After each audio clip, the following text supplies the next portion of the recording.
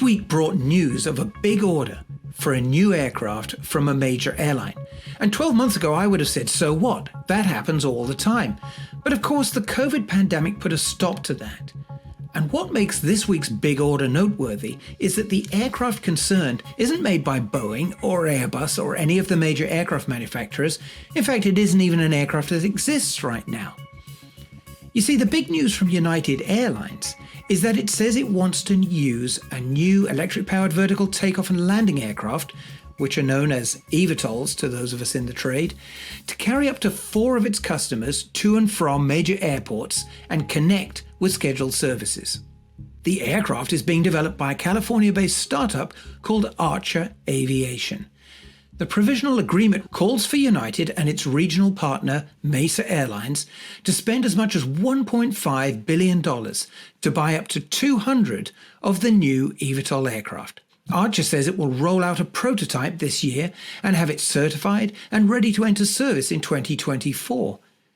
The new model will be able to serve routes of up to 60 miles at speeds of around 150 miles an hour. And Archer says that rides will cost no more than an UberX car trip. So how can a previously unknown company even do that? Because while the best things in life may be free, in the eVTOL world you can save that for the birds and bees because they just need money. And increasingly the path to that money for eVTOL startups like Archer is to take an indirect route to get public investors to back you via a merger with one of the burgeoning number of special purpose acquisition companies, or as they've come to be known, SPACs. These are created as magnets for capital, and once a pot has been gathered, the SPAC sets out to find a target to acquire. Archer this week announced a $1.1 billion SPAC flotation with a group called Atlas Crest Investment Corp, and says it could value the new merged venture at $2.7 billion. $2.7 billion for a company that was barely launched 12 months ago. $2.7 billion for a company that has yet to show anyone a real aircraft. Welcome to the gold rush, and Archer isn't alone. Speculation is rampant of more SPAC mergers in this sector.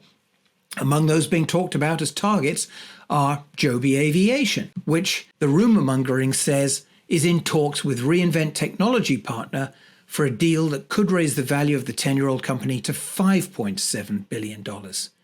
Unlike Archer, Joby has a real aircraft. It's been flying it for some time, in fact. And late last year, it acquired Uber's Elevate air taxi platform. reInvent was formed by the founders of LinkedIn, an online poker hub Zynga. Yes, that's right, you heard me, poker. Meanwhile, Germany's Lilium is said to be eyeing an SPAC deal, possibly with Kell Acquisition or Ken Ricky's Zanit Acquisition Corp, and both of those are in the frame.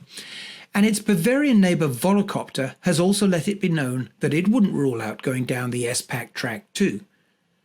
And former Boeing chief executive Dennis Muhlenberg has just launched an SPAC of his own called New Vista Acquisition. Now, just to be clear, apart from Archer, none of these prospective deals are confirmed. And when I contacted the company's PR teams, they go out of their way to dampen the speculation, while not flatly denying that there could be some truth to it. The coming weeks should make the situation clearer.